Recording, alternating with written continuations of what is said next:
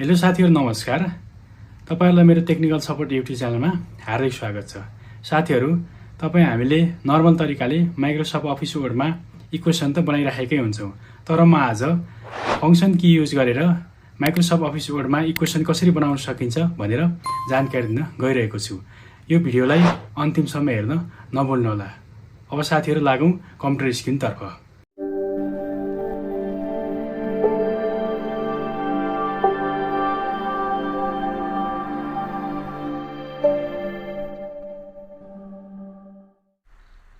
म अहिले कम्प्युटर स्क्रिनमा आइसकेको छु। कम्प्युटर स्क्रिनमा आइसकेपछि सबैभन्दा पहिले माइक्रोसफ्ट अफिस ओपन गर्नुपर्ने हुन्छ।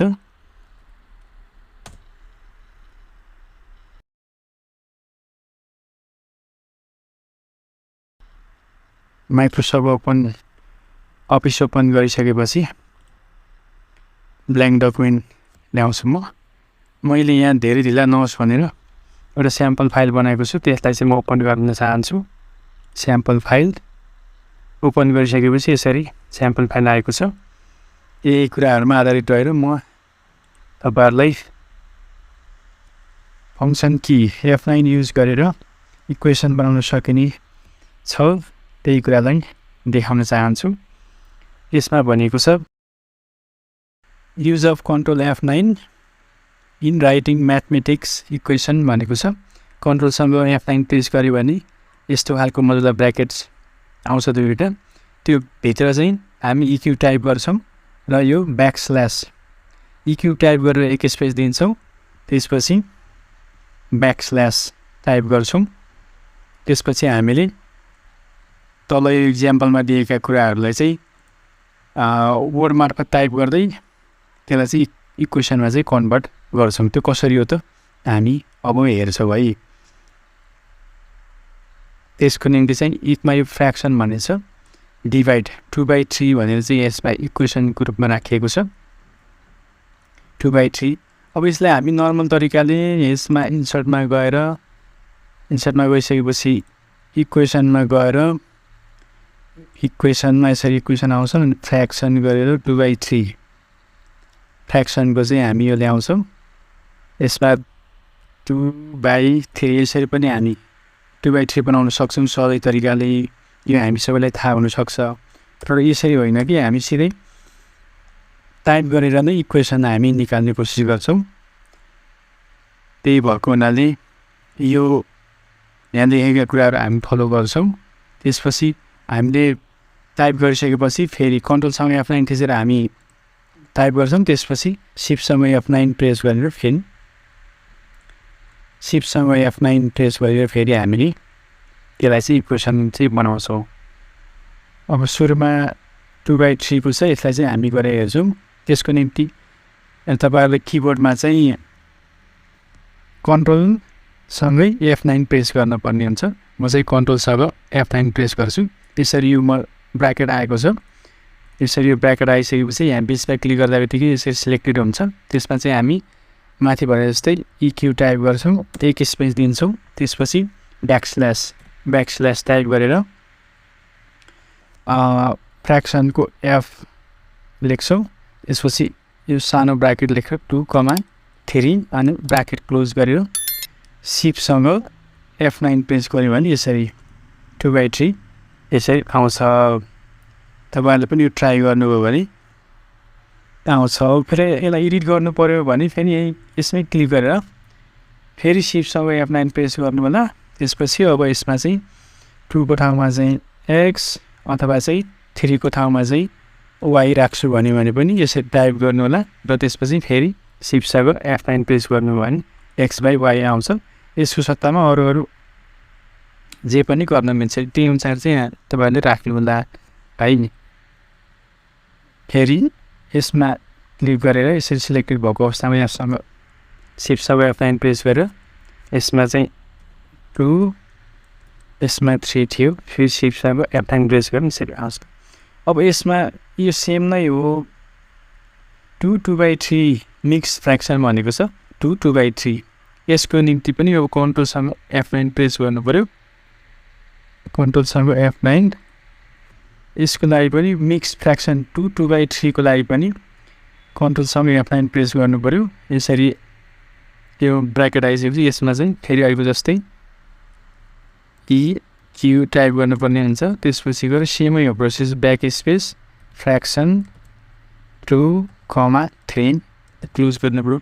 अब यसको अगाडि चाहिँ केही गर्नु पर्दैन, त्यसको अगाडि चाहिँ 2 मात्र राखिदियो हुन्छ, 2 राखिदियो अनि यो सेम 10 हो। यसमा चाहिँ हामीले फेरि सिफ्टसँग F9 प्रेस गऱ्यो भने 2/3 लेख्न मिल्यो।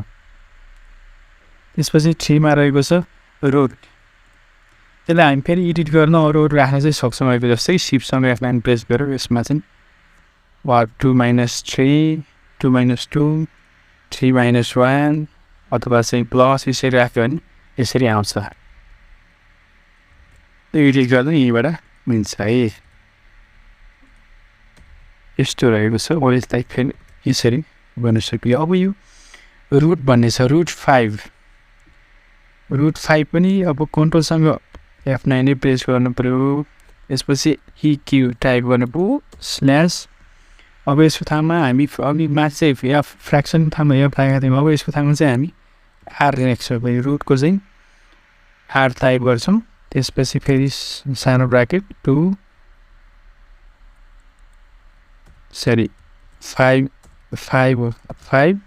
त्यसपछि ब्राकेट क्लोज गर्नु पऱ्यो अनि फेरि सिफ्टसँग F9 प्रेस गर्नु पऱ्यो। यो गऱ्यो भने यसरी रुट 5 आउने भयो, रुट 5 आउने भयो यसरी। अब यसमा चाहिँ एन्ड रुट 5 होइन, एन्ड रुट 5 अथवा चाहिँ यसको ठाउँमा अरूहरू पनि हाल्न सक्थ्यो। अब यसको पनि सेम प्रोसेस, कन्ट्रोलसँग F9 प्रेस गर्नु पऱ्यो किबोर्डमा। त्यसपछि EQ नै टाइप गर्नु पऱ्यो, स्पेस दिएर ब्याकस्ल्यास टाइप गर्नु पऱ्यो। त्यसपछि ब्याकस्ल्यास टाइप गरिसकेपछि यसमा पनि रहेको जस्तै R लेख्नु पऱ्यो। R लेखेपछि ब्राकेट दिनु पऱ्यो एन्ड 5 ब्राकेट दिएर सिफ्टसँग F9 हाल्यो भने यसरी ठुलो आउँछ, तर ठुलोमा आउँछ। अब यसलाई फेरि हामी अलिकति यो ठुलोमा आएको छ, यो चाहिँ यो एन। अब यसलाई फेरि एडिट गर्न सक्छौँ हामी।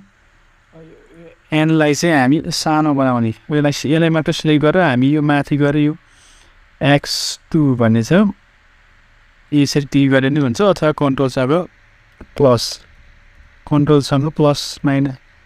प्लस एकचोटि प्लस थिच्दा ठुलो हुन्छ, एकचोटि प्लस थिच्दाखेरि सानो हुन्छ।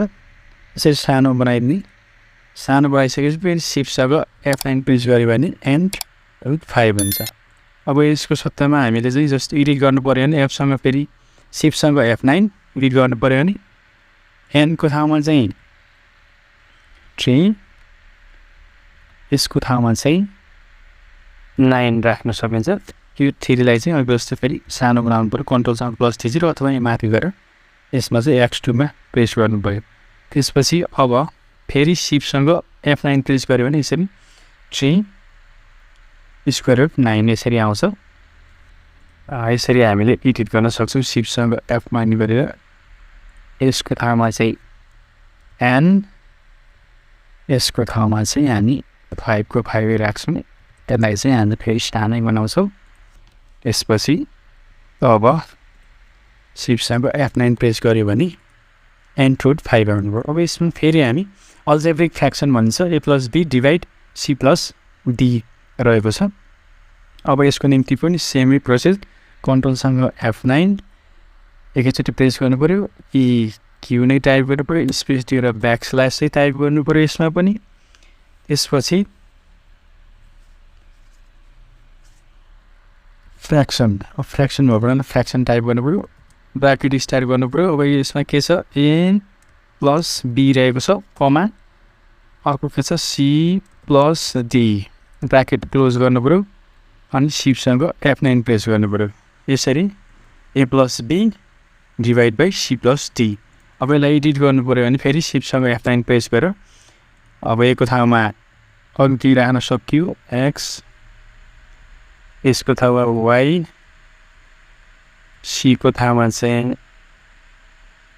X, यसको ठाउँमा चाहिँ J को यसरी राखेर सिफ्टसँग F9 प्रेस गऱ्यो भने यसरी आउने भयो हैन।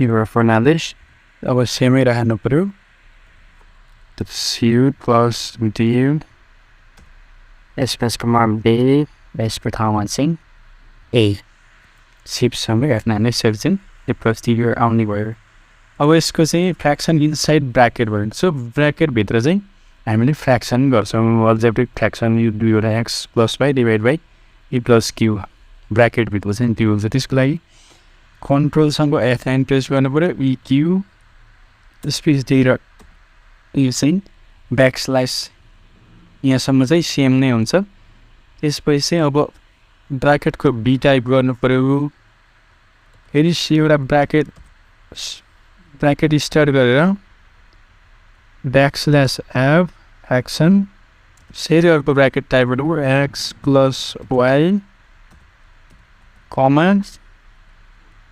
Q plus q bracket close एकचोटि अर्कोचोटि ब्राकेट क्लोज गर्नु पऱ्यो अनि सिपसँग F9 प्रेस गर्नु पऱ्यो यसरी x plus y p plus q यसरी आउने भयो यसमा एडिट गर्नुको लागि फेरि सिपसँग F9 थिचेर सेम प्रोसेस हो मैले यो गरिनँ तपाईँहरूको आफ्नो केही छ भने त्यो गर्न सकिने हो अर्को कोलम भेक्टर भन्ने रहेको छ कोलम भेक्टर चाहिँ एउटा कोलम 1 2 कोलम रहेको छ यसको निम्ति पनि फेरि कन्ट्रोलसँग F9 प्रेस गर्नु पऱ्यो ई क्यू ट्यालेबाट ब्याक स्ल्यास टाइप गरिसकेपछि